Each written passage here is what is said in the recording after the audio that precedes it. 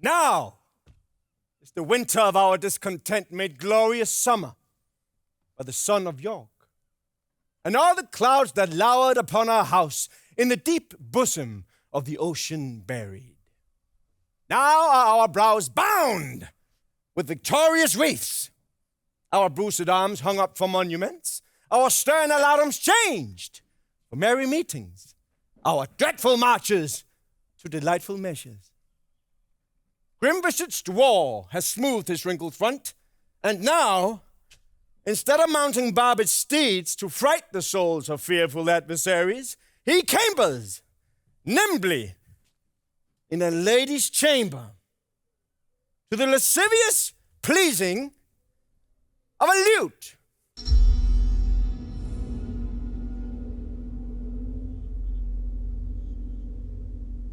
I, that am not shaped for sportive tricks, nor made to court an amorous looking glass. I, that am so rudely stamped and want love's majesty to strut before a wanton ambling nymph. I, that am curtailed of this fair proportion, cheated of feature by dissembling nature, deformed, unfinished, sent before my time into this breathing world, scarce, half made up, and that so lamely and unfashionable that the dogs bark at me as I halt by them.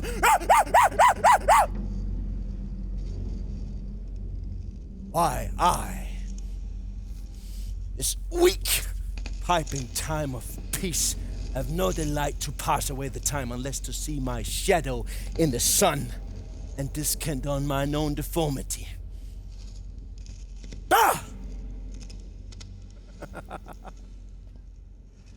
And therefore, since I cannot prove a lover to entertain these fair, well-spoken days, I am determined to prove a villain and hate the idle pleasures of these days.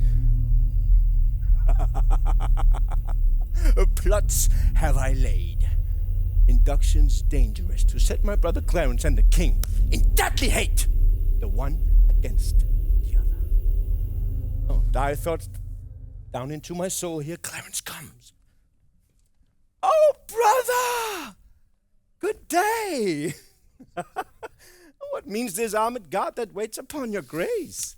His Majesty, tendering my person's safety, hath appointed this conduct to convey me to the tower. But what's the matter, Clarence, may I know? Yeah, Richard, when I know, for I protest, as yet I do not. Oh, 'tis it is when men are ruled by women. It is not the king that sends you to the tower. Elizabeth, his wife, Clarence, 'tis she that tempers him to this extremity. We are not safe, brother. We're not safe. I beseech your graces, both to pardon me. His Majesty hath straitly given in charge that no man shall have private conference of what degree soever with your brother. We know thy charge, Brackenbury, and will obey. We are the queen's subjects and must obey. Brother, farewell. I will answer the king in whatsoever you will employ me in. Meantime, this disgrace in brotherhood touches me deeper than you can imagine. I know it pleaseth neither of us well. Well, your imprisonment shall not be long. I will deliver you, or else lie for you. Meantime, have patience. I must perforce. Farewell. Farewell. Go tread thy path. But thou shalt ne'er return. Simple, plain Clarence, I do love thee so that I shall shortly send thy soul to heaven. Oh, but who comes here? Lord Hastings, from the king? A good time of day unto my gracious lord. Let's march on to my good Lord Hastings. What news abroad? No news so bad abroad as this at home. The king is sickly, weak, and melancholy. Oh, by St. John, that is bad news indeed. Where is he? In his bed? He is. Well, go you before, and I will follow. Cannot live, I hope, and must not die till Clarence goes with post-horse up to heaven. I will in to urge his hatred more to Clarence, with lies well steeled with weighty arguments, since Clarence once before has been so hush to bend the fatal instruments of war against his brother and lawful king. And if I fail not in my deep intent, Clarence hath not another day to live. Which done, God take King Edward to his mercy and leave the world for me to bustle in. For then, I will go and marry Lady Anne. What though I killed her husband and her father? The readiest way to make the wench amends is to become her husband. The which will I not so much for love as for another secret close intent that I must reach into by marrying her. But yet, I run before my horse to market. Clarence still lives, Edward still breathes and reigns. And when they are gone, then must I count my gains. Poor key cold figure of a holy king. Pale ashes of the house of Lancaster. Thou bloodless remnant of that royal blood, be it lawful that I invocate thy ghost to hear the lamentations of poor Anne, wife to thy Edward, to thy slaughtered son, stabbed by the selfsame hand that made thy wounds.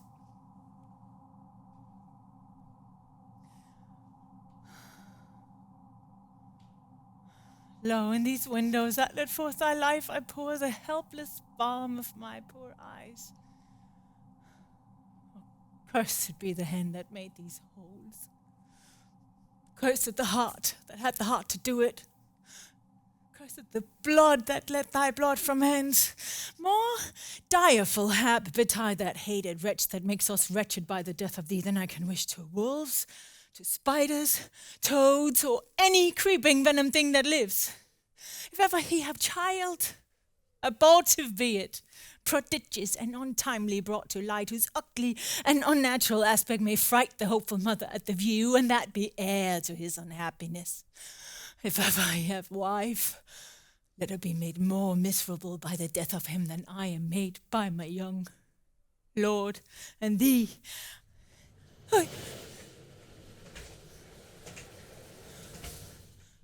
Avaunt, thou dreadful minister of hell!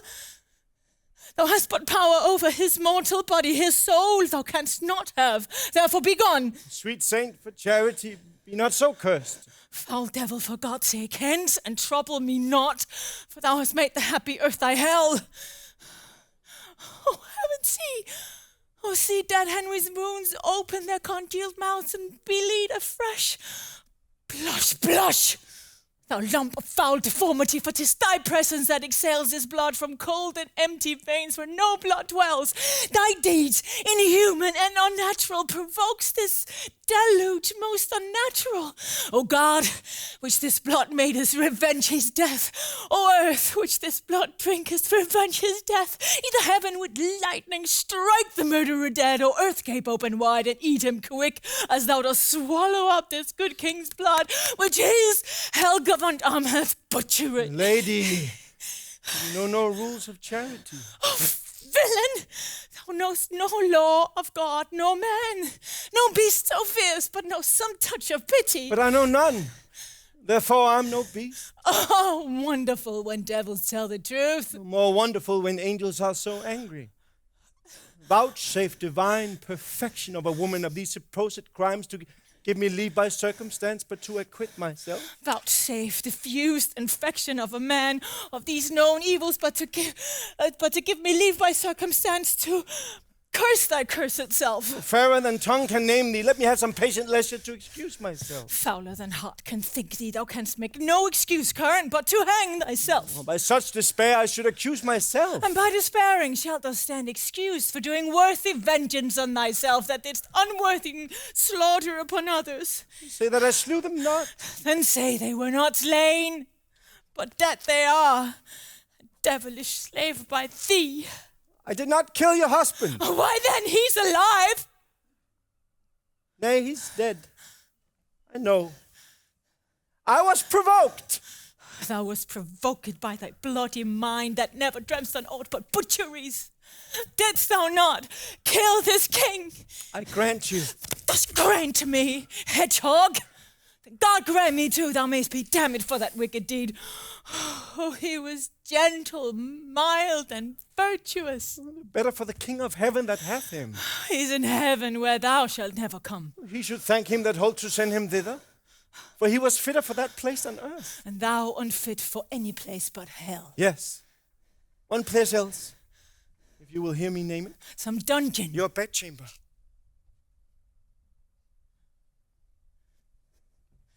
Ill rest betide the chamber where thou liest. So will it, madam, till I lie with you. I hope so. I know so. But gentle Lady Anne, to leave this keen encounter of our wits and fall into something of a slower method is not the cause of the timeless deaths of these Plantagenets, Henry and Edward, as blameful as the executioner. Thou wast the cause and most accursed effect. Your beauty was the cause of that effect. Your beauty that did haunt me in my sleep to undertake the death of all the world so I might live 1 hour in your sweet bosom. If I thought that, I'd tell thee homicide. These nails should rent that beauty from my cheeks. These eyes could not endure that beauty's wreck. You should not blemish it if I stood by. As all the world is chariot by the sun, so I by that. It is my day, my life. Black night overshade thy day, and death thy life. Curse not thyself. Fair creature, thou art both. I would I were to be revenged on thee. It is a quarrel most unnatural to be revenged on him that loveth thee. It's a quarrel just and reasonable to be revenged on him that killed my husband. He that bereft thee, lady, of thy husband, did it to help thee to a better husband. His better doth not breathe upon the earth. He lives. He that loves thee better than he could. Where is he? Here. Why dost thou spit at me? Would it were mortal poison for thy sake. Never came poison from so sweet a place. Never hung poison on a fouler toad. Out of my sight thou dost infect mine eyes. Thine eyes, sweet lady, have infected mine. Those eyes from thine have drawn salt tears, shamed their aspects with store of childish drops. Thy tears are false. Thou never wert so tender. Thy warlike father was thy idol, thy mark. Thou thought'st price enough to be his son. Teach not thy lips such scorn, lady, for it was made for kissing, not for such contempt. If thy revengeful heart cannot forgive, lo, here I lend thee this sharp-pointed sword, which if thou please to hide in this true breast and let forth the soul that adoreth thee, I lay it naked to the deadly stroke and humbly beg the death upon my knee. Nay, do not pause. 'Twas I that killed King Henry, but 'twas thy beauty that provoked me.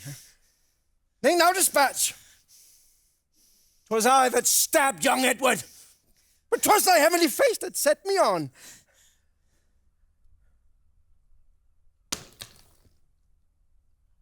Pick up the sword again, or take up me. Arise, dissembler. Though I wish thy death, I will not be thy executioner. And bid me kill myself, and I will do it. I have already. That was in thy rage. Speak it again, even with the word. This hand, which for thy love did kill thy love, shall for thy love kill a far truer love. To both their death shalt thou be accessory. I would I knew thy heart. Disfigured in my tongue, I fear me both are false. then never was man true. Well, put up your sword. Say then my peace is made. That shalt thou know hereafter. Or shall I live in hope? All men, I hope, live so.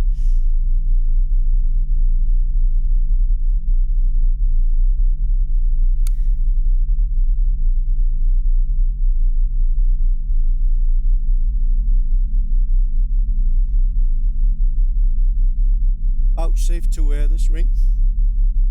To take is not to give. Come, my ring encompasses thy finger, and so thy breast encloses my poor heart. Wear them both. Both of them are thine.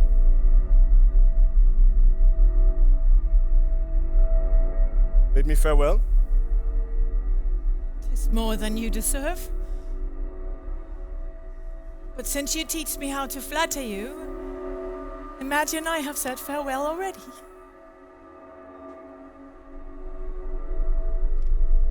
It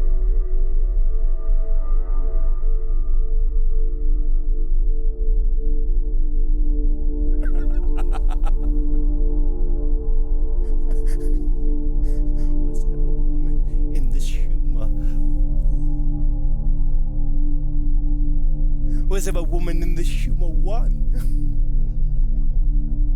What? I? That killed her husband and his father to take her in her heart's extremist hate, with curses in her mouth, tears in her eyes, the bleeding witness of her hatred by having guard her conscience and these bars against me, and yet to win her all the world to nothing. Woo!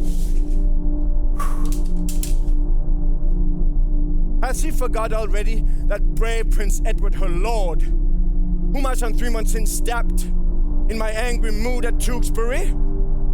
A sweeter and lovelier gentleman, framed in the prodigality of nature. And will she yet abase her eyes on me, that cropped the golden prime of her sweet prince and made her widow to a woeful bed? On me, whose all not equals Edward's moiety? On me, who halts and am misshapen thus? Ah! My dukedom to a beggarly denier. Stake my person all this while. Upon my life she finds, although I cannot myself, to be a marvelous proper man.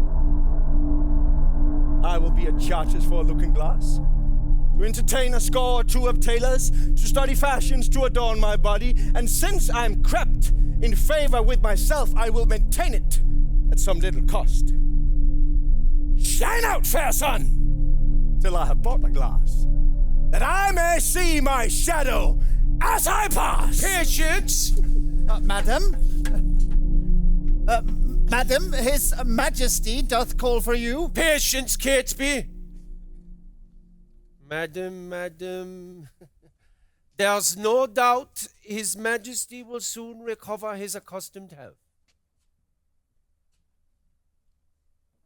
The heavens have blessed you with a goodly son, to be your comforter when he is gone.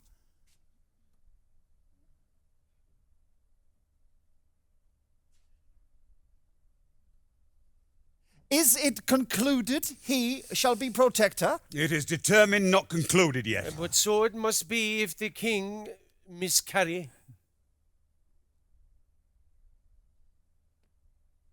I come from visiting His Majesty. Madam, good hope. His Grace speaks cheerfully. Oh, aye, madam, he desires to make atonement between his brother Richard and yourself. They do me wrong. They do me wrong! And I will not endure it. Who is it that complains unto the king that I forsooth am stern and love them not? Cannot a plain man live and think no harm? Or does his silken, simple truth must be abused? Will silken, sly, insinuating jacks...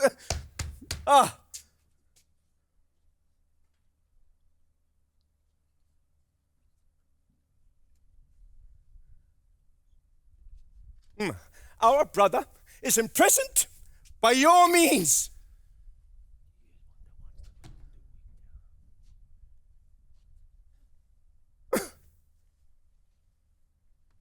You may deny that you were not the mean of Duke of Clarence' late imprisonment.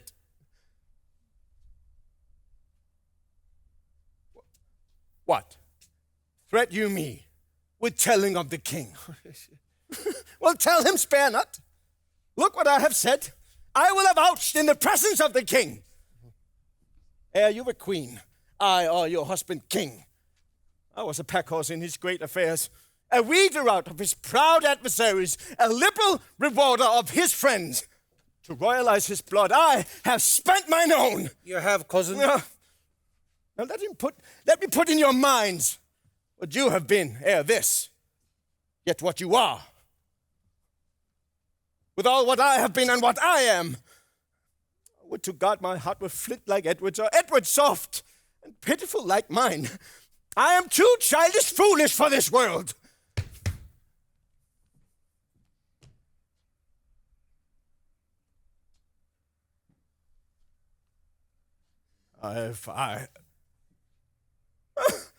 if I should be king. I had rather be a peddler. Far be it from my heart the thought thereof.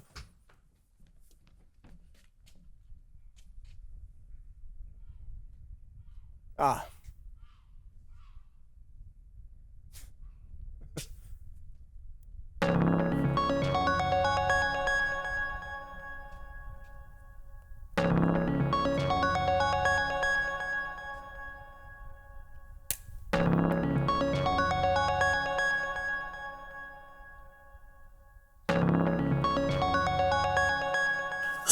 Hear me, you wrangling pirates that fall out in sharing that which you have pilled from me. Oh, gentle villain, do not turn away. Oh, fouled, wrinkled witch, what makest thou in my sights? A husband and a son thou owest to me, and thou a kingdom. Can curses pierce the clouds and enter heaven? Why then give way, dull clouds, to my quick curses? The worm of conscience still be gnaw thy soul. No sleep, close up that deadly eye of thine, unless it be while some tormenting dream affrights thee with a hell of ugly devils. Thou elvish marked abortive rooting hog, thou that was sealed in thy nativity, the slave of nature and the son of hell, thou slander of thy heavy mother's womb, thou loathed issue of thy father's loins, thou rag of honour, thou detested... Margaret! Richard? Ah! I call thee not. I cry thee mercy then, for I didst think that thou hadst called me all these bitter names. Why, so I did, but looked for no reply. Oh, let me make the period to my curse. Well, 'tis done by me, and it ends in Margaret. Thus have you breathed your curse against yourself. Madam, His Majesty did call for you. And for your grace, and yours, my gracious lords. We wait upon your grace.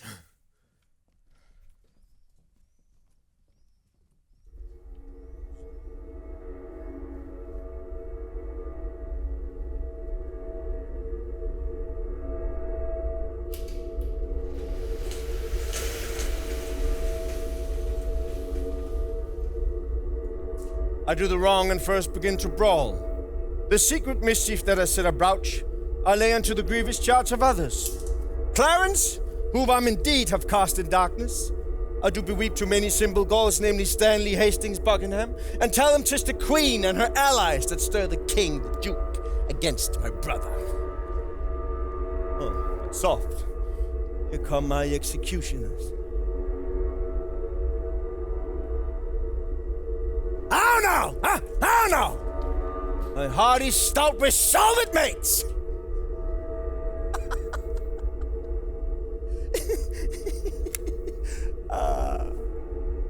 Are you now going to dispatch this thing? We are, my lord, and come to have the warrant that we may be admitted where he is. Well thought upon, I have it here about me. Sirs, when you're done, repair to Crosby Place. Sirs, be sudden in the execution. With all obdurate, do not hear him plead. For Clarence is well spoken and might perhaps move your hearts to pity if you mock him. Tut, tut, my lord, we will not stand to prate. Talkers are no good doers.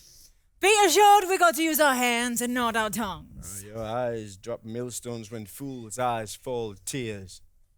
I like you, lads. About your business straight. Go! Dispatch! We will, my noble lord. Why looks your grace so heavily today? Oh, I have passed a miserable night, so full of fearful dreams of ugly sights. What was your dream, my lord? I pray you tell me. Methought that I had broken from the tower and was embarked to cross to Burgundy. And in my company, my brother Richard, who from my cabin tempted me to walk upon the hatches. As we paced along upon the giddy footing of the hatches, methought that Richard stumbled, and in falling, struck me that thought to stay him overboard into the tumbling billows of the main. Oh Lord, methought what pain it was to drown. What dreadful noise of waters in my ears. What sights of ugly death within my eyes. Methought I saw 1,000 fearful wrecks, 1,000 men that fishes gnawed upon, inestimable stones, unvalued jewels all scattered at the bottom of the sea.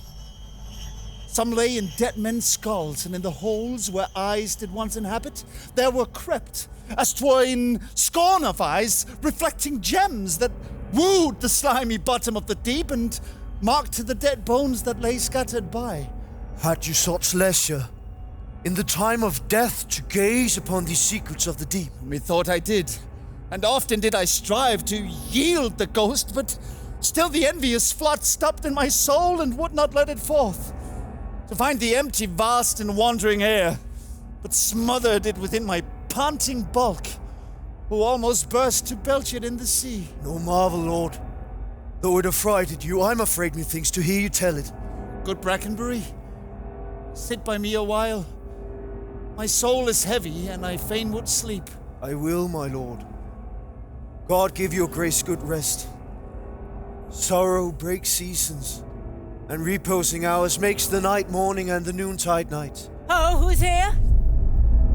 What wouldst thou, fellow? How camest thou hither? I would speak with Clarence, and I came hither on my legs. What so brief? 'Tis better, sir, than to be tedious. Let him see our commission, and talk no more.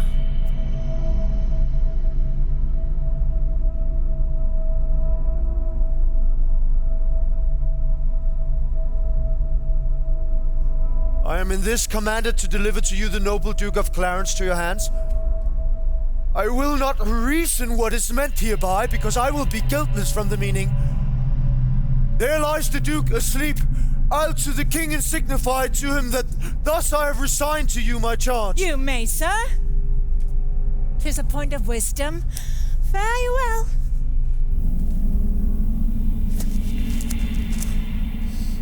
What?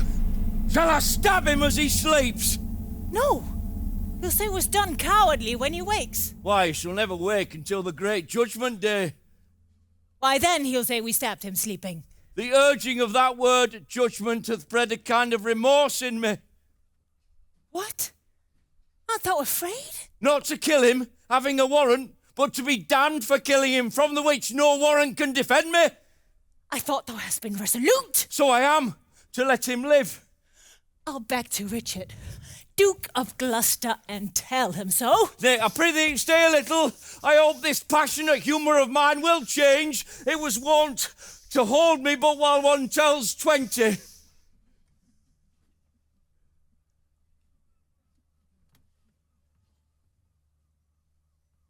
How dost thou feel thyself now? Face some certain dregs of conscience are yet within me. Remember our reward when the deed is done. Zounds, he dies, I forgot the reward. Where is thy conscience now? In Richard, Duke of Gloucester's purse. So when he opens his purse to give us our reward, thy conscience flies out. 'Tis no matter, let it go. 'Tis few or none will entertain it. Shh, shh, shh, shh. What if it come to thee again? I'll not meddle with it. It makes a man a coward. A man cannot thief, but it accuseth him. A man cannot swear, but it checks him. A man cannot lie with his neighbour's wife, but it detects him. It made me once restore a purse of gold that by chance I found. Zoons! 'Tis even now at my elbow trying to persuade me not to kill the Duke. Take the devil in thy mind and believe him not. He was wont to insinuate with thee, but to make thee sigh. I'm strong-framed, he cannot prevail with me. Spoken like a tall woman that respects thy reputation. Come, let's fall to work. Take him on the cusset with the hilt of thy sword, and then throw him in the mumsy butt in the next room. Oh, excellent device, and make a sop of him. Soft, he wakes. Strike! No, we'll reason with him. Where art thou, guard? Give me a cup of wine. You shall have wine enough, my lord, anon. In God's name, what art thou? A man, as you are, But not as I am. Royal. nor you as we are, loyal. Who sent you hither? Wherefore did you come? To To murder me? Aye. Aye. You scarcely have the hearts to tell me so, and therefore cannot have the hearts to do it. Wherein, my friends, have I offended you? Offended us you have not, but the king. I shall be reconciled with him again. Never, my lord, therefore prepare to die. What we do upon command. And he that hath commanded is our king. If you do love my brother, hate not me. I am his brother, and I love him well. If you're hired for mead, go back again, and I shall send you to my brother Richard, who will reward you better for my life than Edward will for tidings of my death. You are deceived. Your brother Richard hates you. Oh, no. He loves me, and he holds me dear. Go you to him from me. Aye, so we will. Bid Richard think of me, and he will weep. I millstones as he lessoned us to weep. Oh, do not slander him, for he is kind. Right, as snow in harvest. Come, you deceive yourself. 'Tis he that sent us to destroy you here. Oh, it cannot be, for he bewept my fortune, and hugged me in his arms, and swore with sobs that he would labor my delivery. Make your peace with God, for you must die, my lord. My friend, I spy some pity in thy looks. Oh, if thine eye be not a flatterer, come thou on my side and entreat for me. Look behind you, my lord. And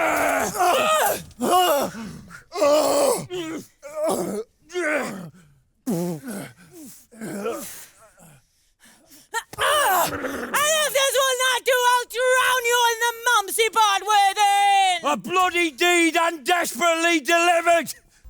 How now? What dost thou that thou helpst me not? By heavens, that Duke shall know how slack you've been. I would he'd known that I'd saved his brother. Take now the fee and tell him what I say, for I do repent me that the Duke is slain. So do not I. Ugh. Go, coward as thou art! Well, I'll go hide the body in some hole till that the Duke give order for his burial. And when I have my mead, I will away, for this without, and then I must not stay. Hastings, the king is sick, weak, and melancholy, and hath kept an evil diet long and over much consumed his royal person. I fear his health. Why so? Now have I done a good day's work. You peers, continue this united league. I every day expect an ambassage from my Redeemer to redeem me hence. And more in peace, my soul shall fly to heaven, since I have made my friends at peace on earth.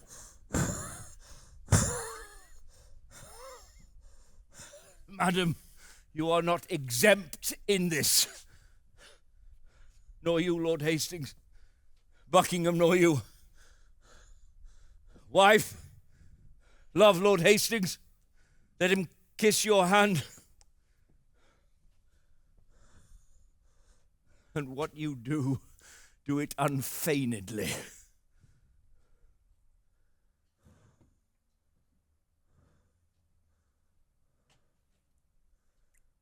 Now, princely Buckingham, seal thou this league, make me happy in your unity. When I have most need to employ a friend, and most assured that he is a friend, deep, hollow, treacherous, and full of guile be he unto me, when I love you not. There wanteth now our brother Richard here to make a blessed period of this peace. Good morrow, my sovereign king. Queen, if I unwittingly or in thy rage have aught committed what is hardly borne by any in this presence, I desire to reconcile me to his friendly peace. 'Tis death to me to be at enmity. I hate it. I desire all good men's love. First, madam, I entreat true peace of you, which I will purchase with my duteous service.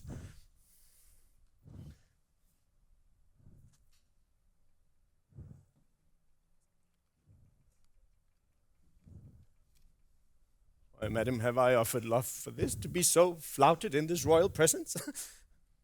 Who knows not that the gentle duke is dead? You do him injury to scorn his cause.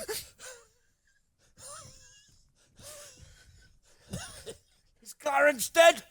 The order was reversed. But he, poor man, by your first order died, and that a winged Mercury did bear, some tardy cripple bear the counterman, that came too lack to see him buried. I prithee peace. My soul is full of sorrow. Have I a tongue to doom my brother's death? Who sued to me for him? Who in my wrath knelt at my feet and bade me be advised? Who spoke of brotherhood? Who spoke of love? Oh, God! I fear thy justice will take hold on me and you and yours for this. Oh, poor Clarence.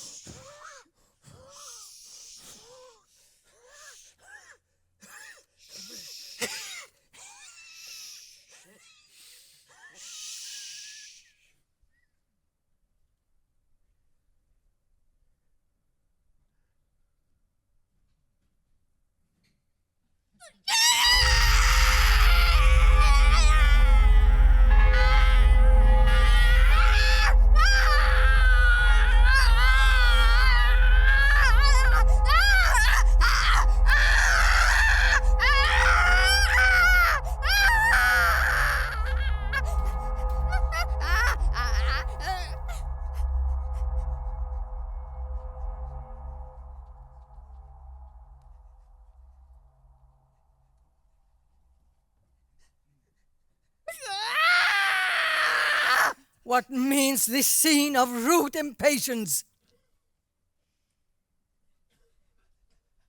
My lord, the son, how wicked is that? What? If thou put it a might, if thou put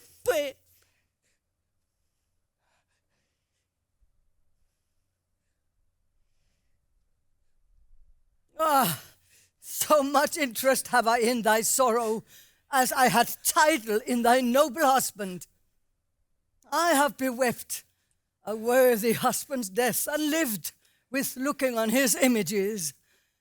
But now 2 mirrors of his princely semblance are cracked in pieces by malignant death. And I, for comfort, have but one false glass that grieves me when I see my shame in him. Thou art a widow, yet thou art a mother, and hast the comfort of thy children left. But death has snatched my husband from mine arms, and plucked 2 crutches from my feeble hands. Clarence and Edward, what cause have I, thine being but a moiety of my moan, to overgo thy woes and drown thy cries?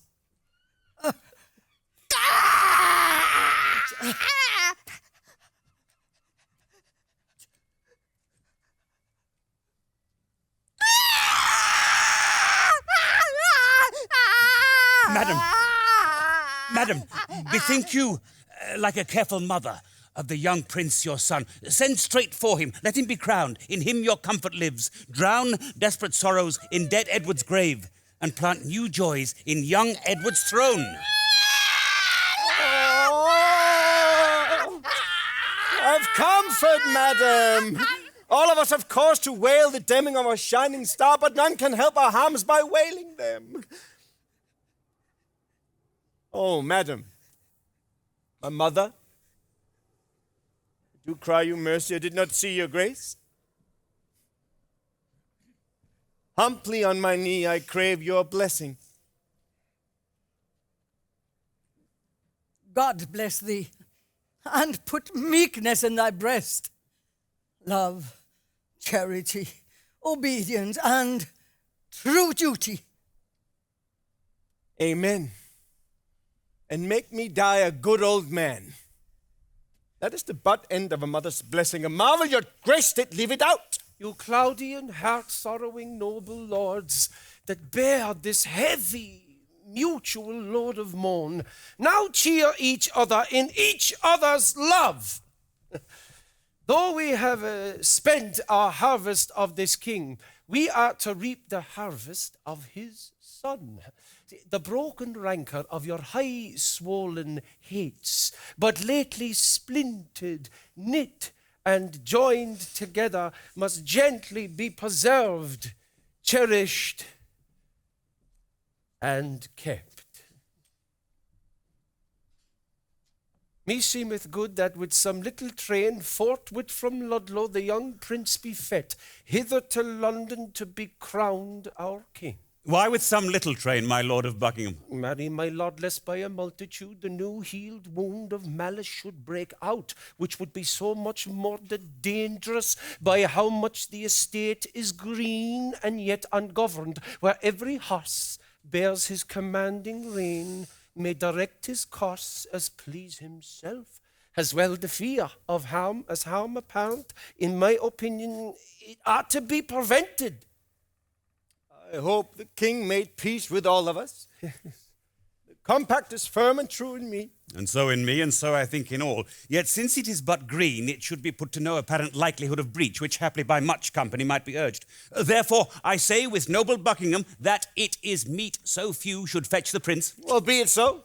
And go with determine who there shall be that shall post straight to Ludlow. Madam, my mother, you, my sister, will you go give your censures in this business?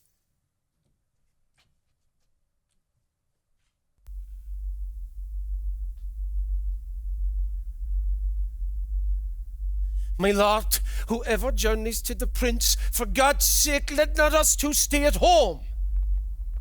For by the way, I'll start occasion as index to the story we late talked of to part the queen's proud kindred from the prince. My other self. My counselor's consistory. My oracle. My prophet. My dear cousin, I, as a child, will go by thy direction. Cousin?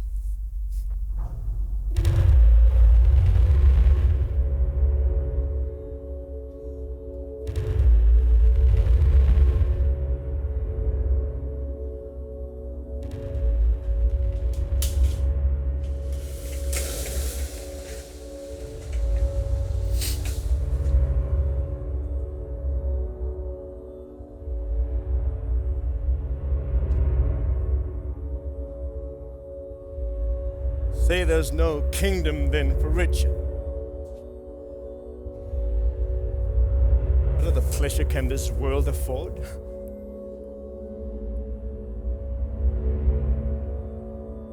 I will make my heaven in my lady's lap, in which her sweet heart, by words and looks,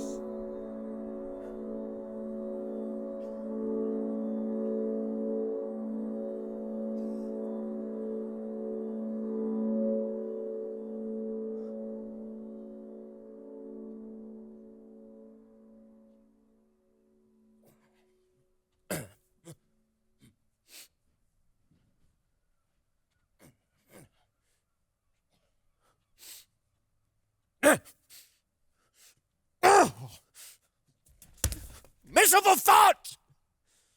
More unlikely than to accomplish 20 golden crowns.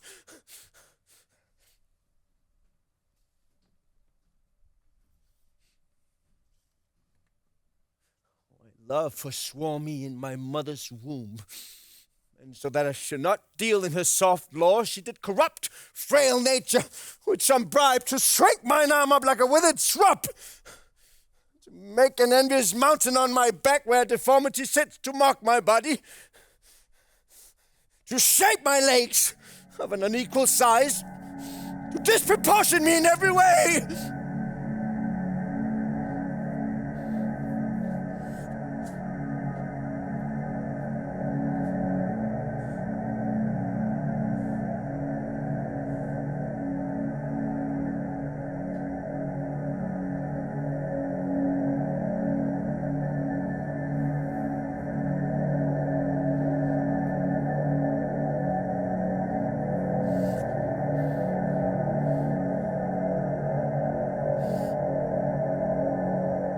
than a man to be beloved.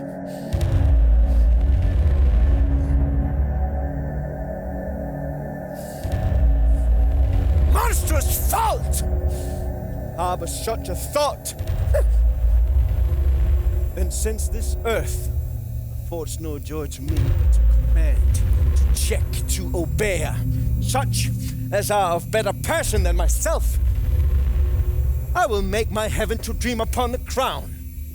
And whilst I live to count this earth but hell, until my misshaped trunk that bears this head be round and pale it with a glorious crown. Yet I do not know how to get the crown, for many lives stands between me and home. I, like one lost in a thorny wood that rents the thorns and is rent with the thorns, seeking a way, straying from the way, trying to find the open air, toiling desperately to find it out, torment myself to catch the English crown, and from that torment I will free myself or heal my way out with a bloody axe!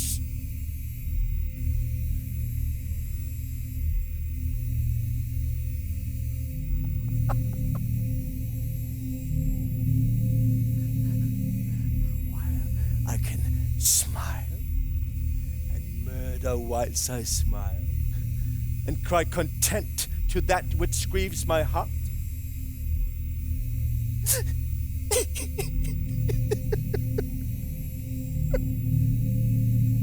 And wet my cheeks with artificial tears, frame my face into all occasions. Can I do this and cannot get a crown? Tut! Were it farther off, I will pluck it down!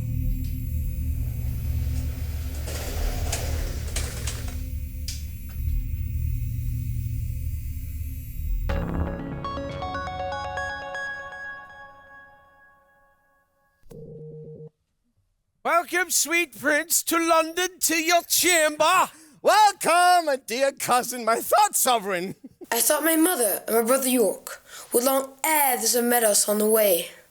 Fie, what a slug is Hastings, that he comes not to tell us whether they will come or no. And in good time, here comes the sweating lord.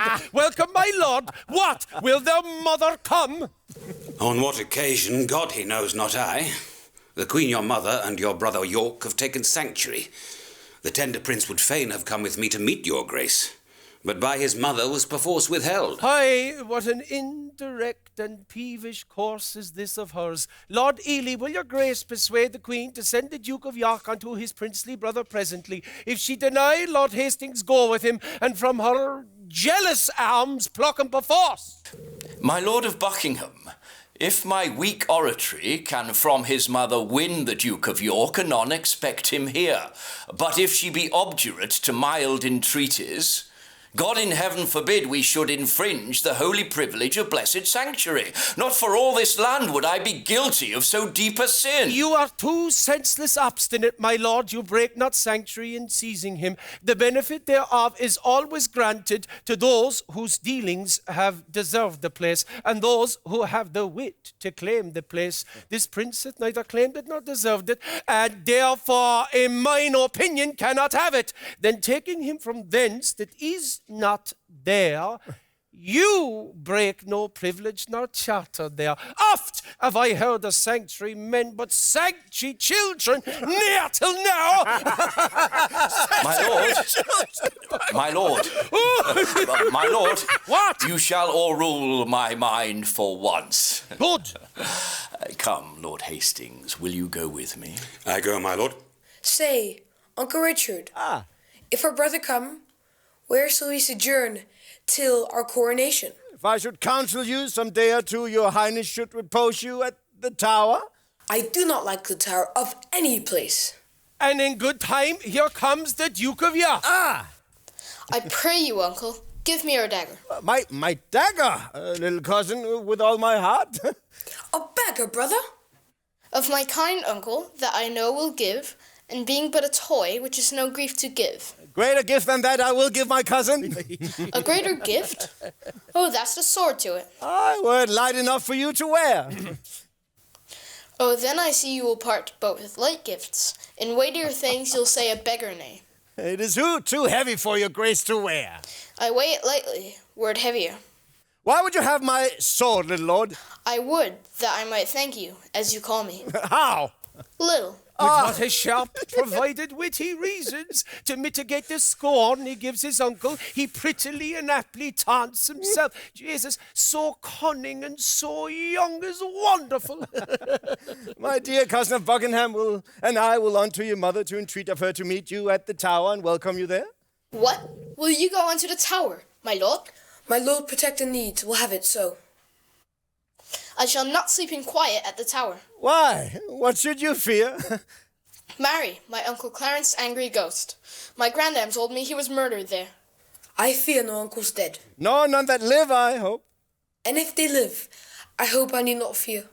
But come, my lord, with a heavy heart. Thinking on them, go I unto the tower. Think you, my lord, this little prating York was not incensed by his subtle mother to taunt and scorn thee thus appropriately? No doubt, no doubt. 'Tis a parlour's boy, bold, quick, ingenious, forward, capable. 'Tis all his mothers from top to toe. Well, let them rest. Come hither, Catesby. Thou art sworn as deeply to effect what we intend, as closely to conceal what we impart. I knowest your reasons urge upon the way. What thinkest thou? Huh? Is it not an easy matter to make William Lord Hastings of our mind for the installment of this noble duke in the seat royal of this famous isle? He for his father's sake so loves the prince that he shall not be one to aught against him, huh? What thinkest thou then of Stanley, will not he? Oh, he will do all in all as Hastings doth. Well, no more but this. Go, gentle Catesby, and as it were far off, sound thou, Lord Hastings, how he doth stand affected to our purpose, and tomorrow summon him to the tower to sit about the coronation. If I do find him tractable to us, encourage him, tell him all our reasons. If he be laden, icy, cold, unwilling, be thou so too, and so break off the talk and give us notice of his inclination, for we tomorrow hold divided counsels. Go, good Catesby, effect this business soundly. My good lords both, with all the heed I can. Now, my lord, what shall we do if we perceive Lord Hastings will not yield to our complots? Chop off his head!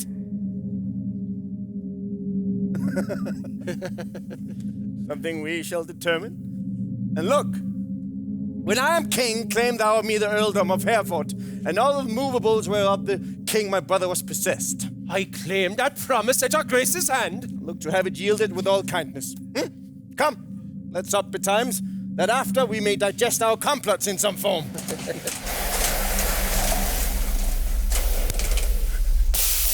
My lord!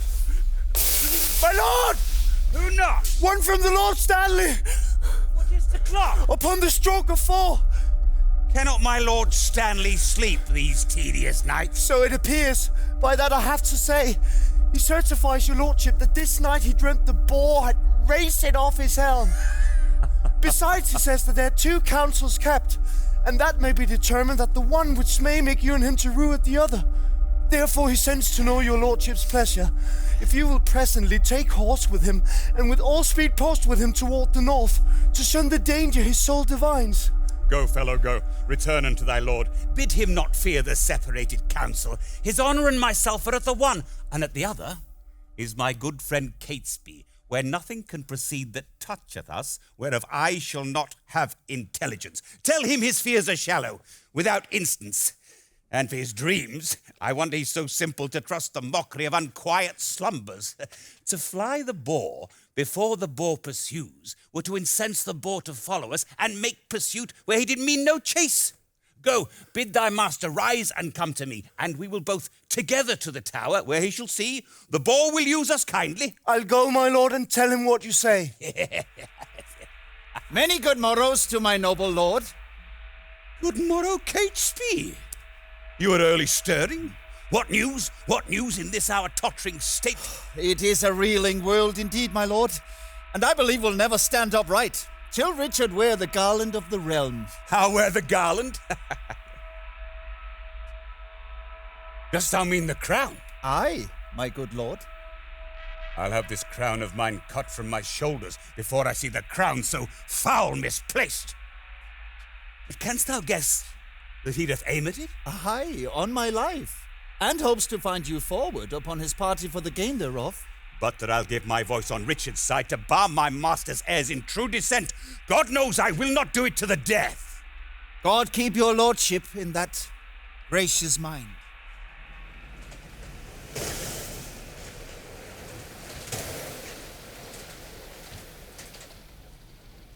Now, noble peers, the cause why we are met is to determine of the coronation. In God's name speak, when is the royal day? Well, is all things ready for the royal time? It is, and wants but nomination. Tomorrow, then, I judge a happy day. Who knows the Lord Protector's mind herein? Who is most inward with the noble Duke? Your Grace, we think, should soonest know his mind. We know each other's faces for our hearts. He knows no more of mine than I of yours, or I of his, my lord, than you of mine. Lord Hastings, you and he are near in love. I thank his grace, I know he loves me well. But for his purpose in the coronation, I have not sounded him, nor he delivers his grace's pleasure any way therein. But you, my honourable lords, may name the time, and in the Duke's behalf, I'll give my voice, which I presume he'll take in gentle part. In happy time, here comes the Duke himself. Noble lords, cousins, all. I have been long a sleeper, but trust my absence doth neglect no great design, which by my presence might have been concluded. Had you not come upon your cue, my lord, William Lord Hastings had pronounced your part. I mean your voice for crowning of the king. Oh. And my Lord Hastings, no man might be bolder. His lordship knows me well, loves me well. Oh, my good Lord of Ely. When I was last in Holborn, I saw good strawberries in your garden there. I do beseech you send for some of them. I will, my lord, with all my heart. Strawberries. Cousin of Buckingham, a word with you. My lord. Catesby has sounded Hastings in our business and finds the testy gentleman so hot, he would rather lose his head ere give consent. Withdraw yourself a while. Withdraw yourself. I'll go with you. We have not yet set down this day of triumph. Tomorrow, in my judgment, is too sudden, for I myself am not so well provided as else I would be were the day prolonged. Where is Richard, Duke of Gloucester? I've sent for these strawberries. His grace looks cheerfully and smooth this morning. There's some conceit or others like him well, when that he bids good morrow with such spirit. I think there's never a man in Christendom can lesser hide his love or hate than he, for by his face straight shall you know his heart. What of his heart perceive you in his face? By any livelihood he showed today. Marry, that with no man here he is offended, for were he had shown it in his looks. I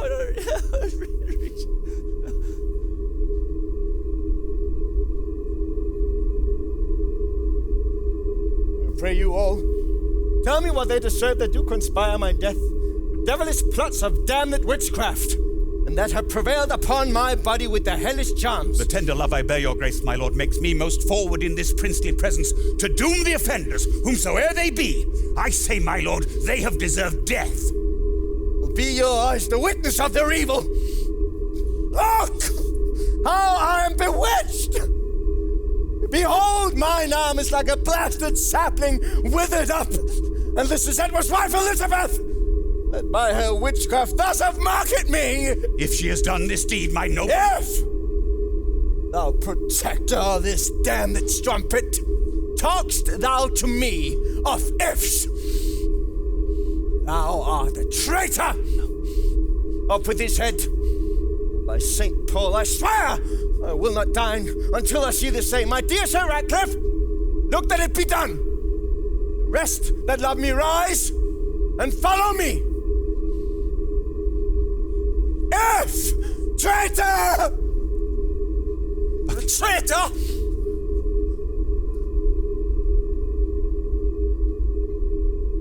And I too fond might have prevented this. Stanley did dream the boar did raise his helm, and I did scorn it and disdain to fly. Come. Dispatch, the Duke would be at dinner. Make a short shrift. He longs to see your head. Oh, bloody Richard! Miserable England! Come, lead me to the block. Bear him my head. They smile on me, who shortly shall be dead.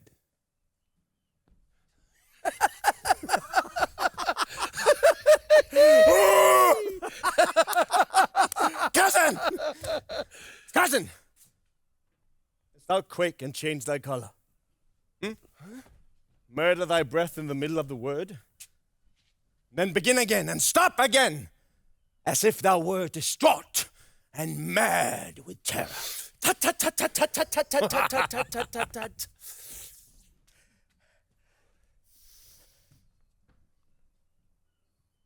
I can counterfeit the deep tragedian. Speak! And look back. Pray on every side. Tremble and start at the wagging of a straw, intending deep suspicion. Ghastly looks are at me surface. Like enforced smiles. And both are ready in their offices at any time to grace my stratagems. Bravo! Bravo! Bravo! Lord Mayor, the reason we have sent... Look behind thee! Where? Guard the mayor! Be patient, be patient! This is Ratcliffe, he is a friend. Here's the head of that ignoble traitor. The dangerous, unsuspected Hastings. So dear, I love the man that I must weep. I took him for the plainest, harmless creature that ever breathed upon earth, the Christian. Well, he was the covertest, sheltered traitor that ever lived. Would you imagine that the subtle traitor this day had plotted in the council house to murder me and Richard, Lord of Gloucester? Had he done so? Oh, what think you we are? Turks or infidels? Or that we would against the form of law proceed, thus wrestling the villain's death? But the extreme peril of the case, the peace of England and our personal safety enforced us to this execution. Now fair befall you, he deserved his death. Aye. And right noble princes both, you've well proceeded to warn false traitors from the like attempts. I never looked for better at his hands. Yet had we not determined he should die until your lordship came to see his end, which now the loving haste that these our friends, something against our meanings, have prevented. Because, my lord, I would have had you heard the traitor speak, and timorously confess the manner and the purpose of his treasons, that you might well signify the same unto the citizens, who haply may misconster us in him, and wail his death. My good lord, your grace's word shall serve as well as I'd seen or heard him speak. And do not doubt, right noble princes both, but I'll acquaint our duteous citizens with all your just proceedings in this case. And to that end we wished your lordship here to avoid the censures of the carving world. We since you come too late of our intent, yet witness what you hear we did intend. And so, my good Lord Mayor, we bid farewell. Farewell. Farewell. Farewell. Farewell. Farewell to the citizens. To the citizens. Farewell. Farewell. Farewell. Farewell. Farewell. Farewell. Farewell! Come, cousin! The mayor towards Guildhall hies him in all post. There, at the meetest, vantage of the time and further bastardy of Edward's children. Tell them that when my mother went with child of the insentient Edward, the noble duke, my princely father, then had wars in France, and by the true computation of the time found that the issue was not his begot, which well appeareth in his lineaments being nothing like the noble duke my father. Yet touch this sparingly, as to far us, because, you know, mother lives. Oh, doubt not, my lord. I'll play the orator as if the golden fee for which I plea were for myself. Oh, and so, my lord, I go adieu. Towards 3 or 4 o'clock, look for the news that the Guildhall affords. I will go give order that no man or person have any time recourse unto the princes. Does it?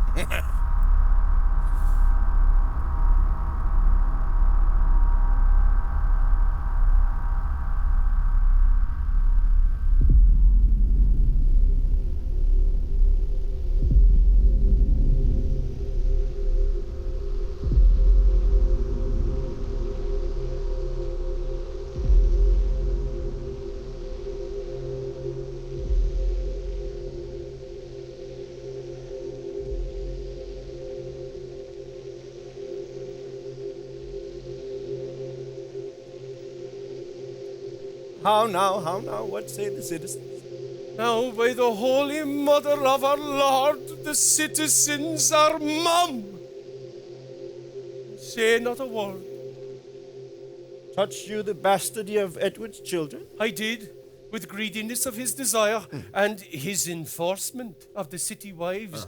Then I laid open all your victories, your discipline in war, wisdom in peace, your bounty, virtue, fair humility. Indeed, left nothing fitting for your purpose. Untouched were her slightly handled in discourse. And when mine oratory drew toward an end, I bid them that did love their country's good cry, God save King Richard, England's royal king. God save King Richard. And did they so? No. So God help me, they spake not a word, but like dumb statues or breathing stones stared each another and looked deadly pale.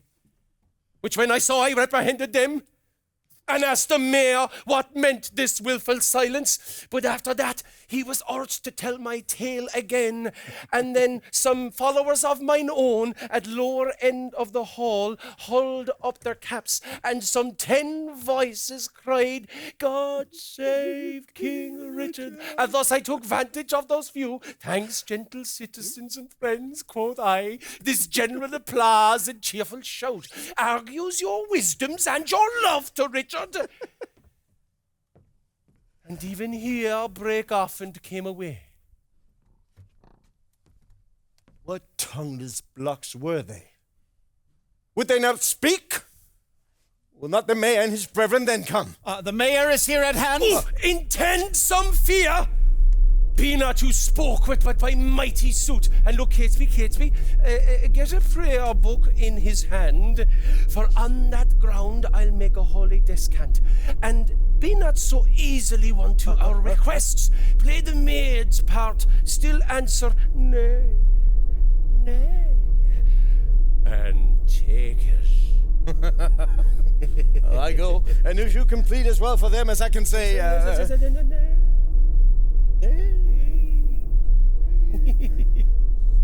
no doubt we bring it to a happy issue. Go, the Lord Mayor comes. Holy Mary, Mother of God, pray for us sinners now at the hour of death. Amen. Welcome, my Lord. I dance attendance here. I think the Duke will not be spoke withal. Now, Catesby, what says your Lord to my request? He doth entreat your grace, my noble lord, to visit him tomorrow or next day. He is within with 2 right reverend fathers, divinely bent to meditation, and in no worldly suits would he be moved to draw him from his holy exercise. Return, good Catesby, to the gracious Duke. Tell him myself, the mayor, and aldermen, in deep designs in matter of great moment, no less importing than our general good, are come to have some conference with his grace. I'll signify so much unto him straight. My lord, this prince, he's not an Edward. No. He's not lulling on a lewd love bed, not dallying with a brace of courtesans, but praying to enrich his watchful soul. Happy were England would this virtuous prince take on his grace the sovereignty thereof. But should I fear we shall not win him to it? Nay, God forgive, his grace should say us nay. I fear he will. Here Catesby comes again. Now, Catesby, what says his grace? He fears, my lord, you mean no good to him. Sorry, I am. My noble cousin should suspect me that I mean no good to him. By heaven, we come to him in perfect love, and so once more return and tell his grace.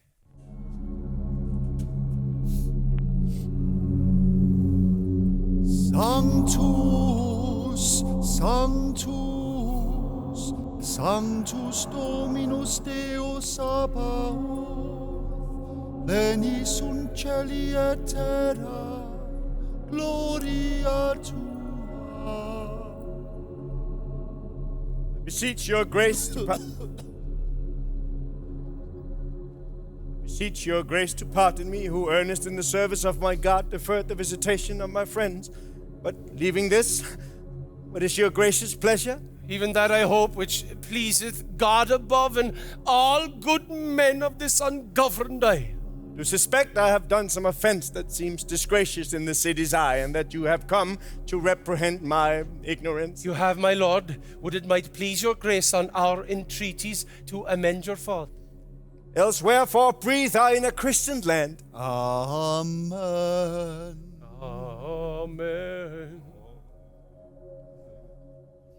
No, then, it is your fault that you resign the supreme seat, the throne majestical, the sceptered office of your ancestors, your state of fortune, and your due of birth, the lineal glory of your royal house to the corruption of a blemished stock.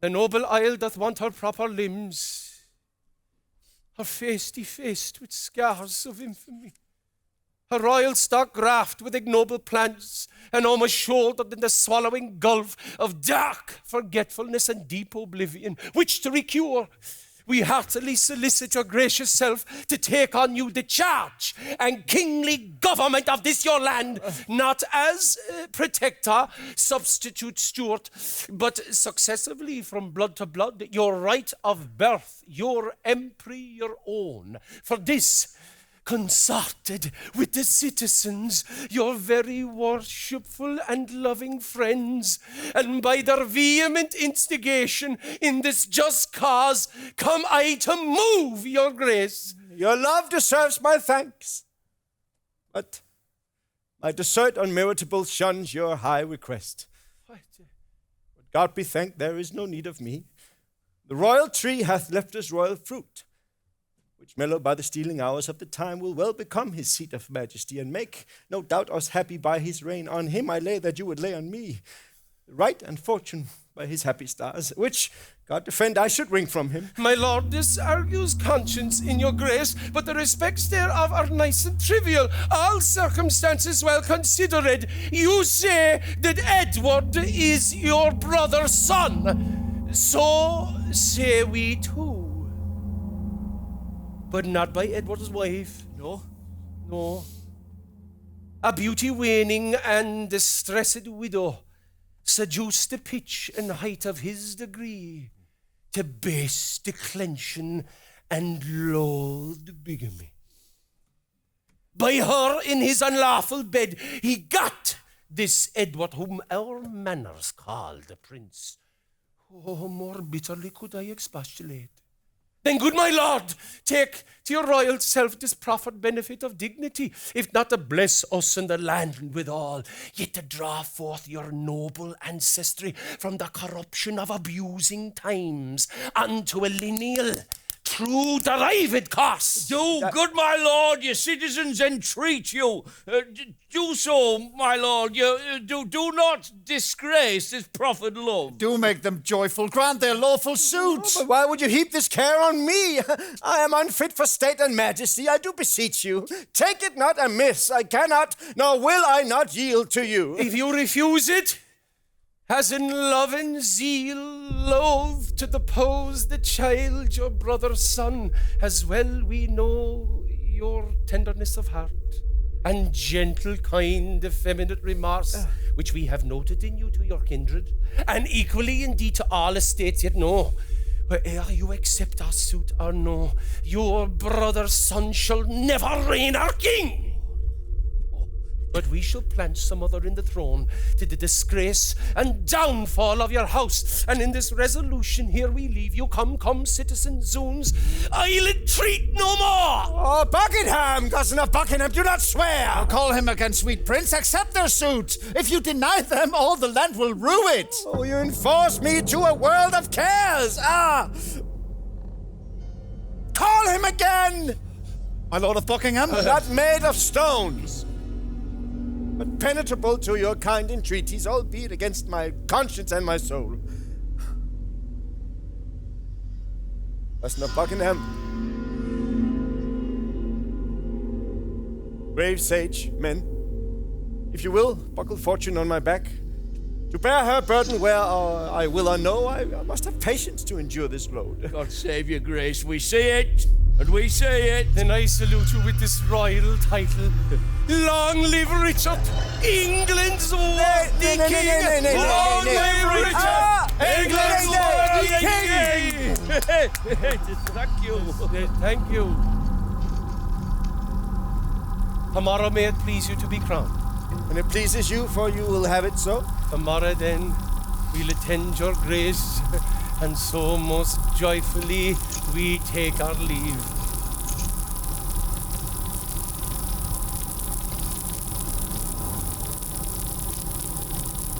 Farewell, gentle cousin. Farewell, cousin.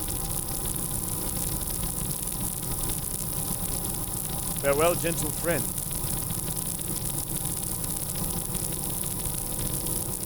Long live Richard, England's worthy king. Long live Richard, England's worthy king! Long live Richard, England's worthy king!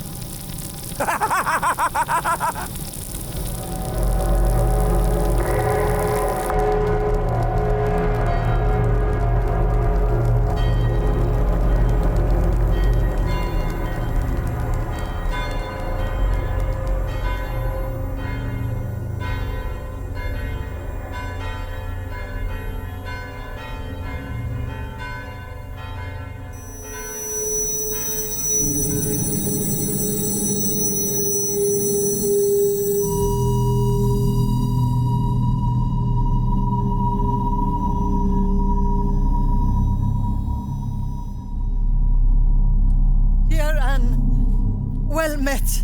God give your graces both a happy and a joyful time of day.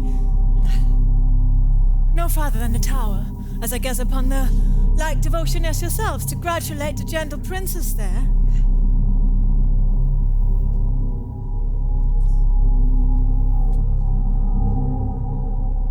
Right well, dear madam. By your patience, I may not suffer you to visit them. The king have strictly charged the contrary. The king? Who's that? I mean the Lord Protector.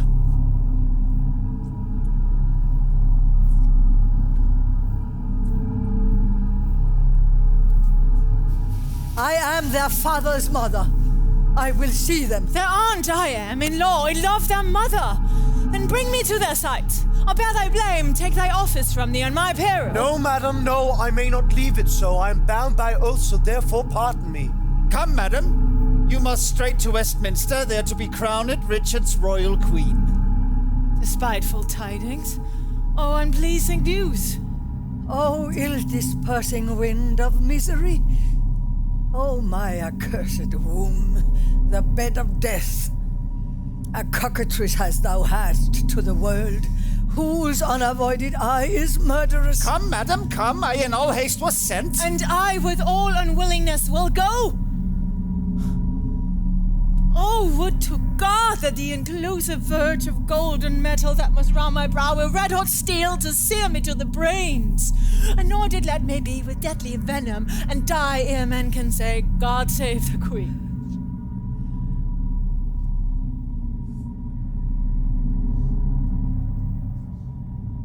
No, why? When he, that is my husband now, came to me as I mourned for Henry's cause, when scarce the blood was well washed from his hands, which issued from my other angel husband, and that dear saint which then I weeping followed. Oh, when I say I looked on Richard's face, this was my wish. Be thou, quoth I, accursed for making me so young, so old a widow. And when thou wedst, let sorrow haunt thy bed, and be thy wife, if any be so mad, more miserable by the life of thee than thou hast made me by my dear Lord's death. No ear can repeat this curse again. Within so small a time, my woman's heart grossly grew captive to his honey words, and proved the subject of mine own soul's curse, which hitherto hath held my eyes from rest. Oh, yet 1 hour in his bed did I enjoy the golden dew of sleep, but with his timorous dreams will still await. He will no doubt shortly be rid of me.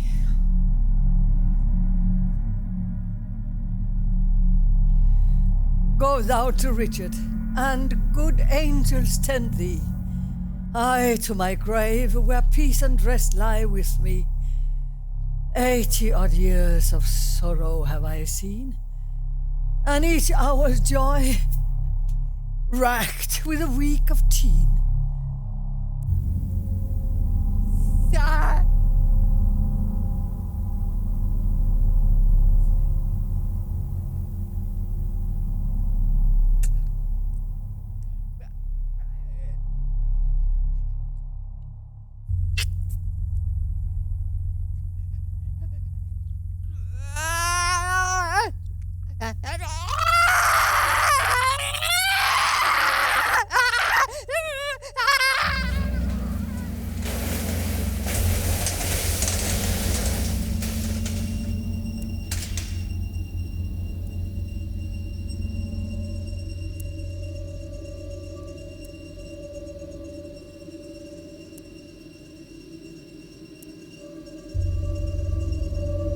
Stand all apart.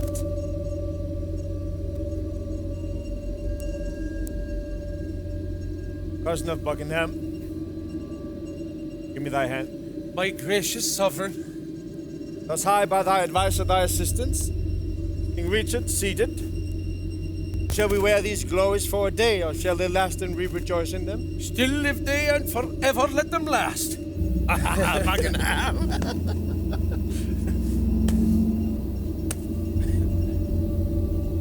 How do I play the touch to try if thou be current gold indeed? Young Edward lives. Think now what I would speak. Say on, my loving lord. Why, Buckingham, I say I would be king. Why, so you are, my thrice renowned lord. Ha! Am I king? 'Tis so. Young Edward lives. True, noble prince. Be the consequence that Edward still should live. True, noble prince. Shall I be plain? I wish the bastard's dead, and I will have it suddenly performed. What sayest thou now? Speak suddenly, be brief! Your grace may do your pleasure. Thou art all ice. Thy kindness freezes. Say, have I consent that they shall die? Give me some little breath, some pause, dear lord, before I positively speak in this. I will resolve you here and presently.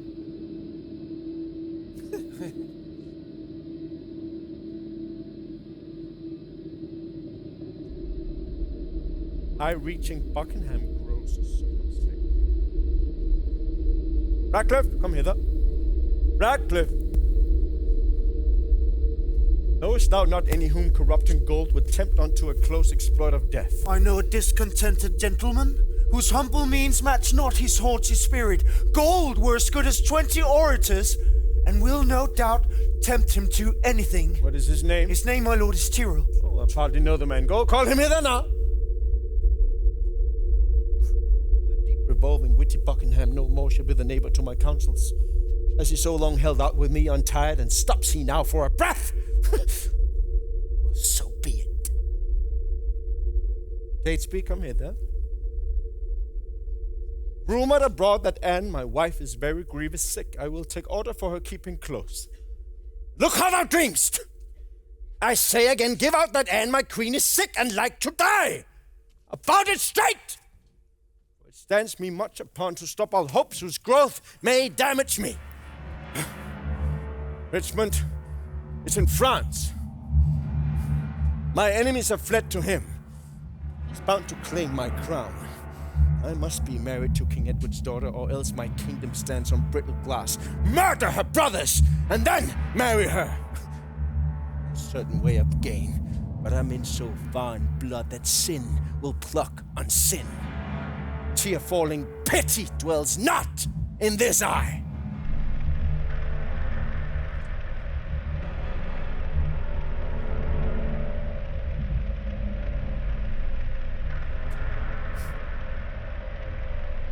Thy name Tyrrell. James Tyrrell, your most obedient subject. Art thou indeed? Prove me, my gracious lord. Darest thou resolve to kill a friend of mine?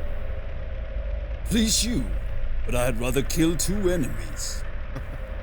Why thou hast it? 2 deep enemies? Foes to my rest and my sweet sleep's disturbers are they that I will have you deal upon. Tyrrell? I mean the bastards in the tower. Let me have open means to come to them, and soon I'll rid you from the fear of them. I'll sing its sweet music. Ha! Come hither, Tyrrell. So be it. Say it be done. I will love thee and prefer thee for it. I will dispatch it straight. My lord! My lord! I have considered in my mind the late request that you did sound me in. Well, let that rest. Richmond is gaining strength. I hear the news, my lord. He gathers those who have deserted me. My lord, I claim the gift, my due by promise, for which your honor and your faith is pawned. The earldom of Hereford and the movables, which you have promised I shall possess. What says your highness to my just request? I do remember me him of the 6th prophecy that Richmond should be king, when Richmond was a little peevish child. A king, perhaps! My lord? Well, how chanced the prophet could not at that time have told me, I being by, that I should kill him? My lord, your promise for the earldom. Richmond! My lord! What's o'clock? I am thus bold to put your grace in mind of what you promised me. Well, what's o'clock? Upon the stroke of 10. Well, let it strike. But why let it strike? Because the like a jack thou keeps the stroke betwixt thy begging and my meditation. I am not in the giving vein today. I then resolve me whether you will or no.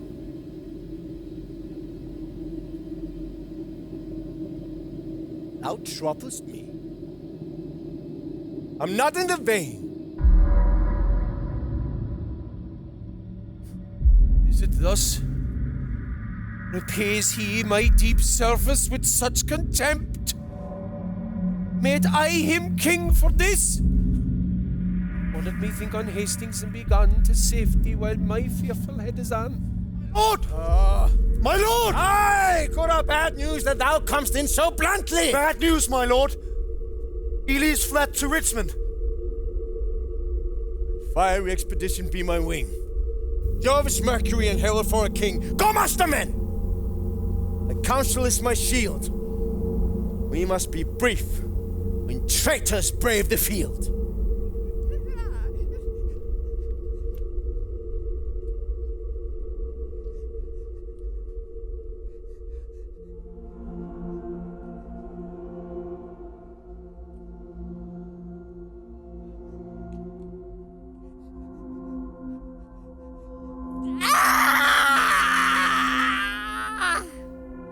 So many miseries have crazed my voice that my woe-weary tongue is still and mute. Why should calamity be full of words?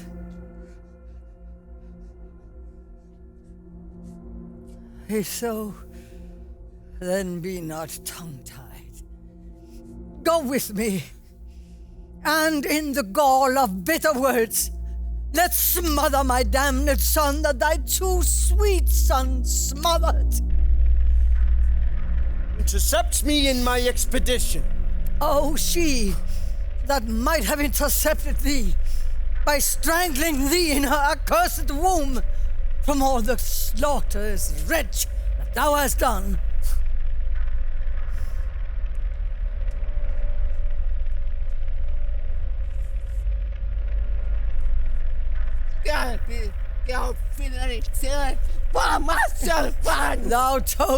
Thou toad, where is thy brother Clarence? Where is kind Hastings? Let not the heaven hear these telltale women rail on the Lord's anointed. Keep your peace!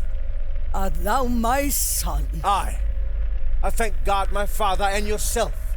Then patiently hear my impatience. Madam, I have a touch of your condition that cannot brook the accent of reproof. Let me speak. Well, speak then, but I will not hear.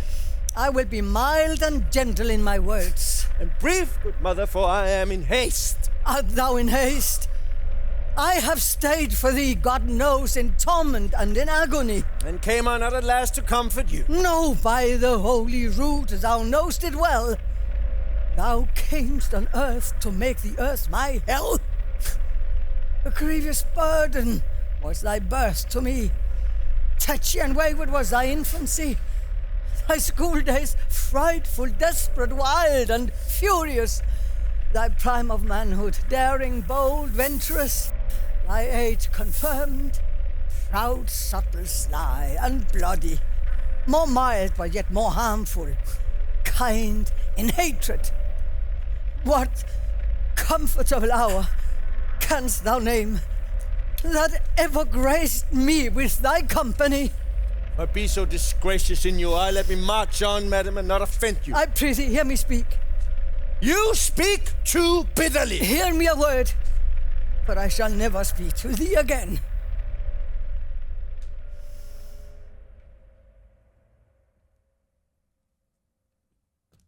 So, either thou wilt die by God's just ordinance, ere from this war thou turn a conqueror, or I with grief and extreme age shall perish and never more behold thy face again.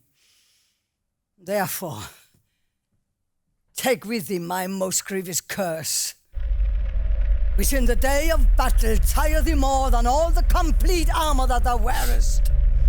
My prayers on the adverse party fight, and there the little souls of Edward's children whisper the spirits of thine enemy and promise them success and victory. Bloody thou art, bloody will be thy end. Shame serves thy life, and does thy death attend.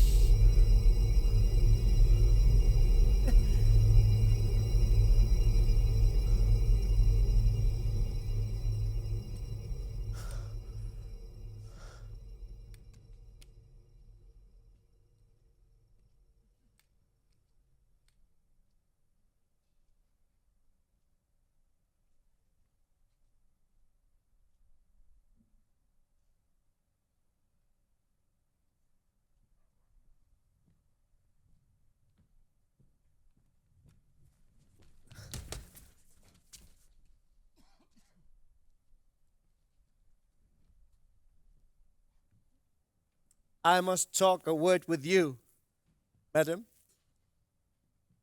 You have a daughter called Elizabeth. Virtuous, fair, royal, and gracious.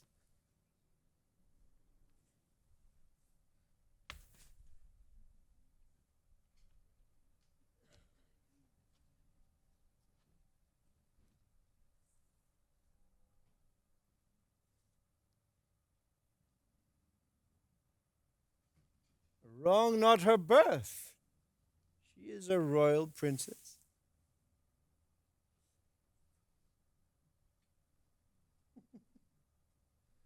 I do intend to make her queen of England.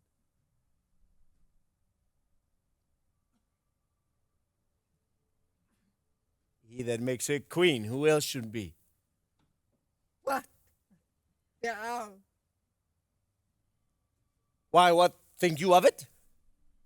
How canst thou prove her? That I would learn from you, as being best acquainted with her humor.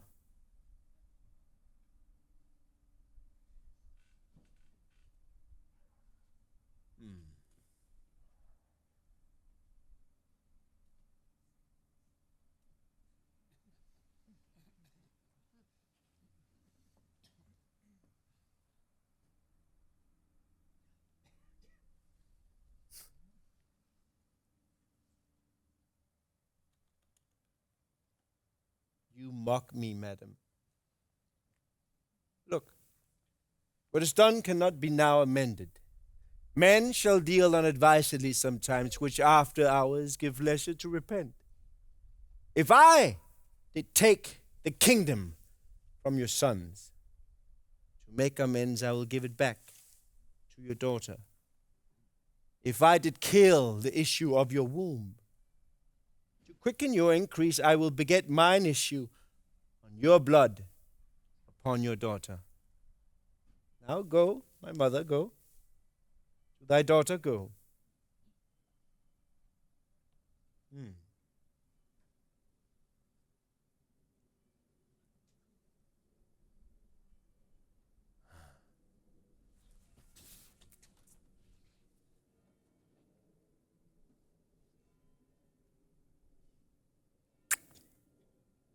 Bear her my true love's kiss.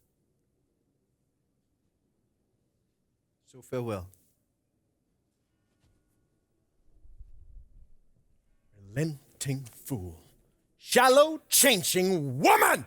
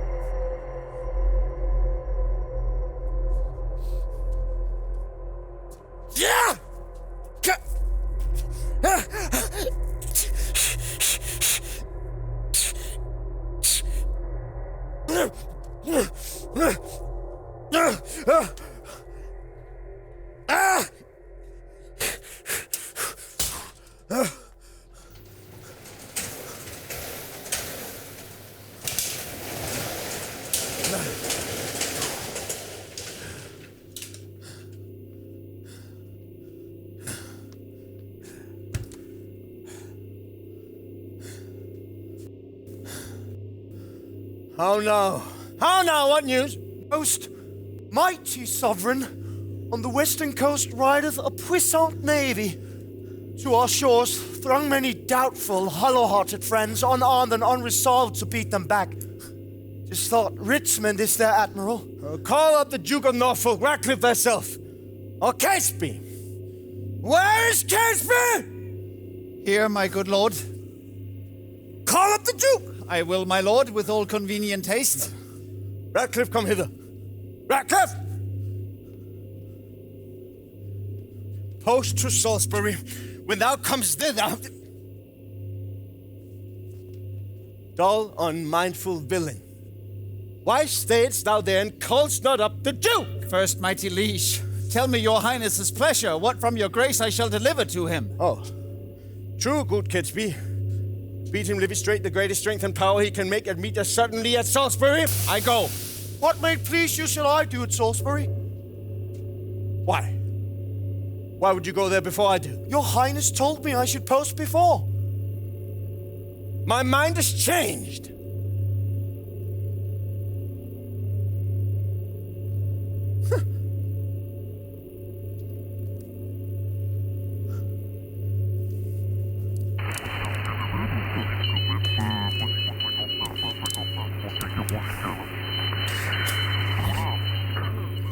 Stanley?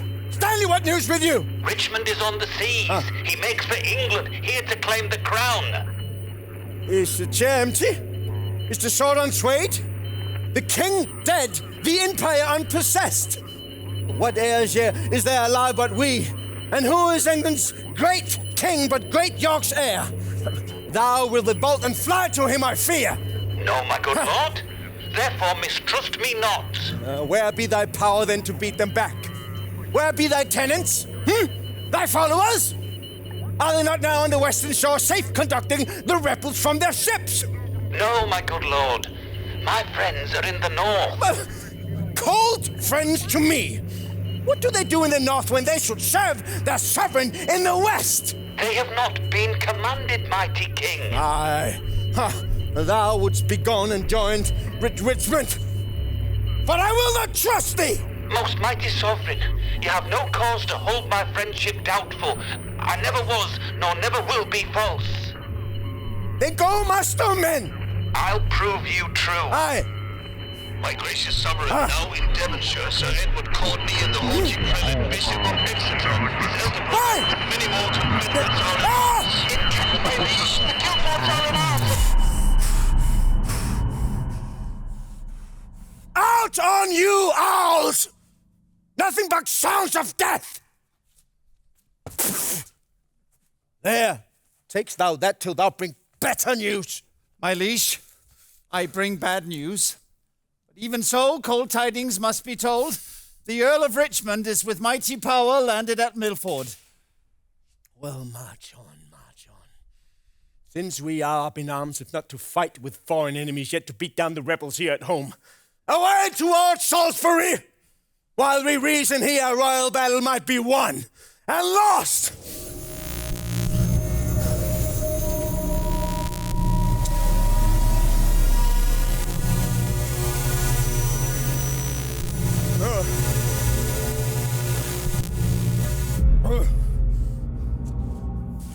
Who has described the number of traitors? Who has described the number of traitors?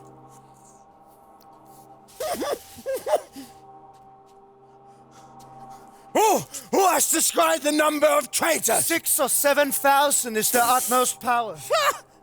Why, our battalion triples that account. Besides, the king's name is a tower of strength, which they upon the adverse faction want. What o'clock? It's supper time, my lord. I will not sup. 9 o'clock. I will not sup tonight. Fill me a bowl of wine. Give me a watch. Saddle up white Surrey for the field tomorrow.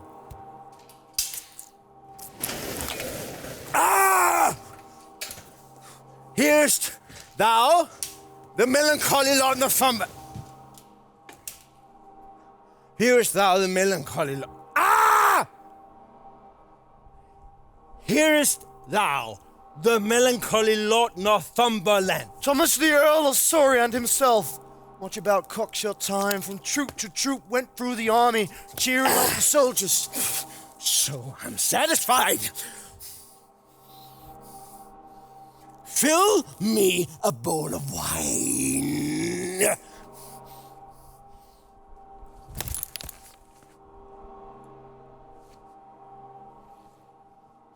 I do not have that alacrity of spirit nor cheer of mind that I was wont to have. Now leave me. Leave me, I say! Leave me!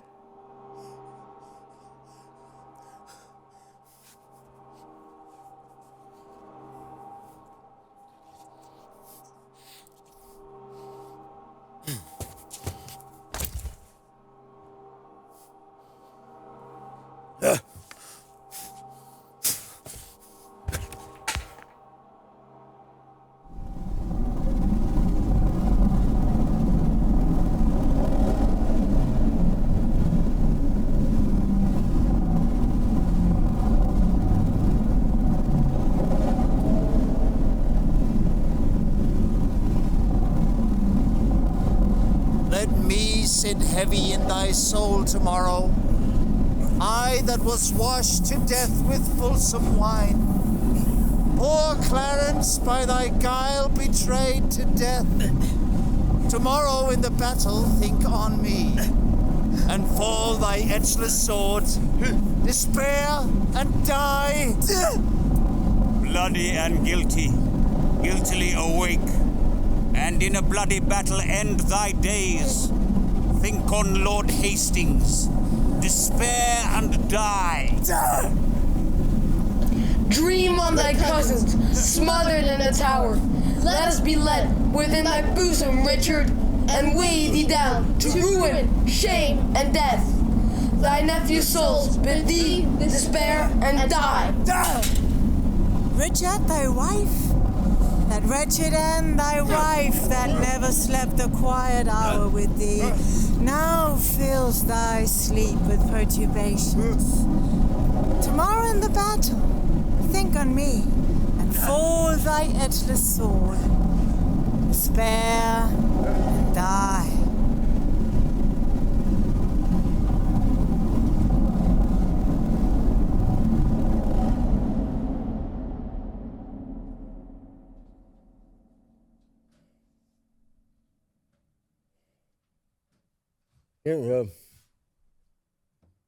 Give me another horse. Bind up my wounds. Oh, mercy, teacher!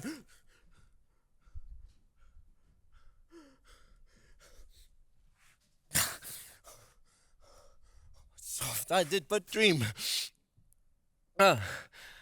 Coward conscience, how dost thou afflict me? The lights burn blue. It is now dead midnight. Cold, fearful drops stand upon my trembling flesh. What do I fear? Myself? There's none else by. But Richard loves Richard. That is, I. I am I. Is there a murderer here? No. Yes.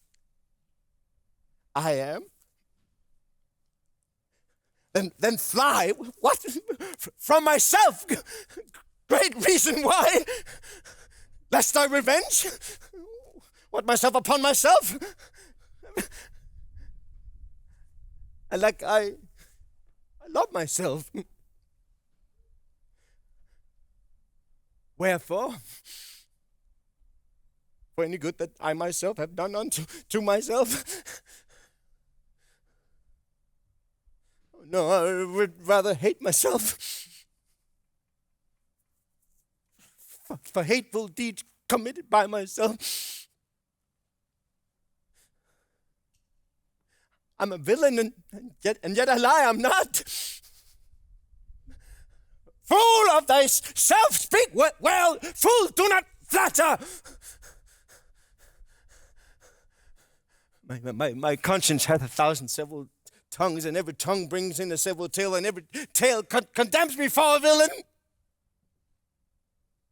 Perjury! Perjury in the highest degree. Murder, stern murder in the direst degree. All several sins are unused in each degree, flung to the bar, crying, all guilty! Guilty!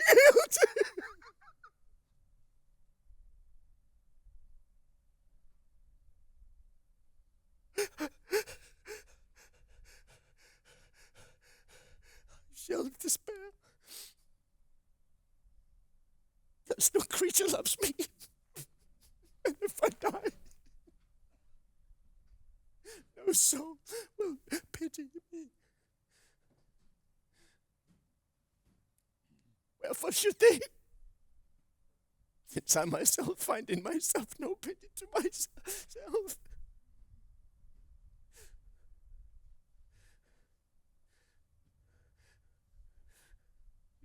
Thought that the souls of all that I had murdered came to my rest, and everyone did threat tomorrow's vengeance on the head of Richard.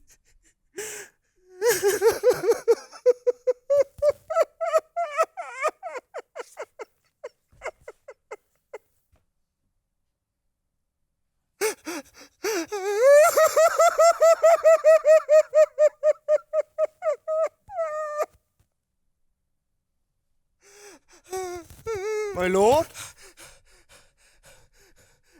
Soon. Who's there? Ratcliffe, my lord, 'tis as I. The early village cock hath twice done salutation to the morn. Ratcliffe.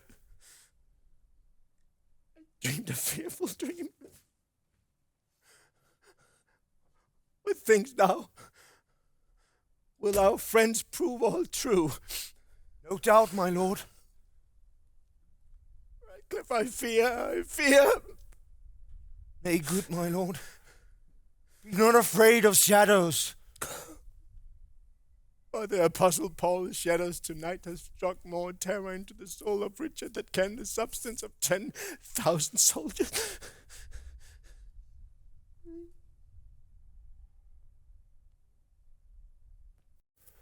Who saw the sun today? Not I, my lord. The sun will not be seen today. The sky does frown and lower upon our army. I would those dewy tears were from the ground. Not shine today. Why? What is that to Richmond more than to me? The self-same heaven that frowns upon me looks sadly upon him. Bustle! Every man onto his charge! Go, gentlemen! Go, gentlemen! Every man onto his charge! Let not our babbling dreams affright our souls! Comparison, my horse! Conscience is but a word that cowards use! Spur your proud horse's horn and ride in blood! 1,000 hearts are great within my bosom!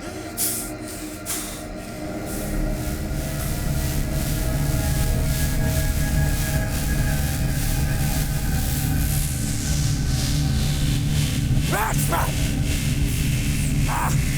Rashford! Rashford! Bucket him! What hast thou done? Bucket him! Rashford, come here!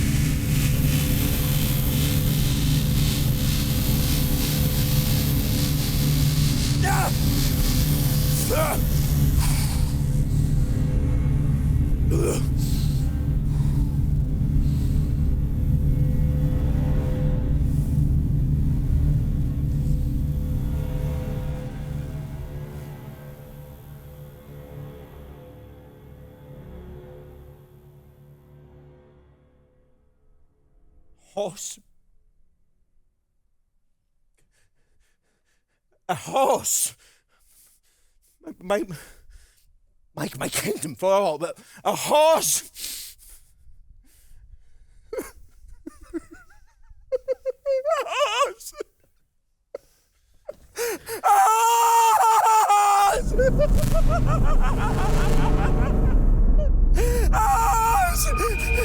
kingdom! My kingdom!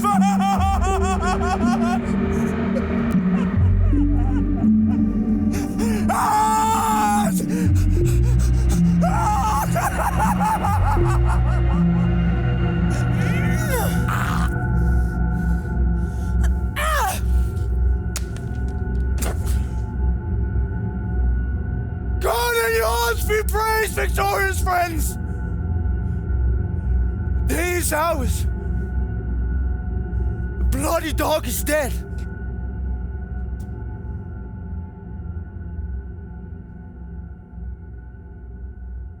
Let them not live to taste this land's increase, that would with treason wound this fair land's peace. Now is the winter of our discontent, made glorious summer.